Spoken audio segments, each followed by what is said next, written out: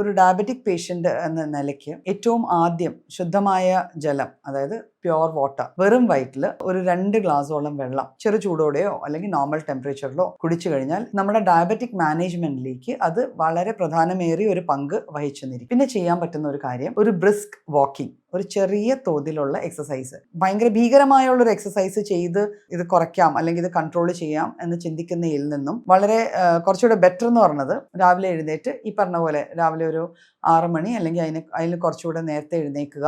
വലിയ ആയാസമില്ലാതെ കൈകളൊക്കെ വീശി ആസ്വദിച്ച് ഓപ്പൺ എയറിൽ ഒരു അരമണിക്കൂർ നടക്കുക. ഈ ശീലങ്ങൾ വന്നു കഴിഞ്ഞാൽ ഫസ്റ്റ് എന്ന് വെച്ചാൽ നമ്മളുടെ ബോഡിയുടെ ആക്ടിവിറ്റി ലെവൽസിനെ ഒന്ന് ആക്ടിവേറ്റ് ചെയ്ത് നമ്മുടെ മെറ്റബോളിസം ഒന്ന് ഇംപ്രൂവ് ചെയ്യാൻ അത് ഹെൽപ്പ് ചെയ്യും.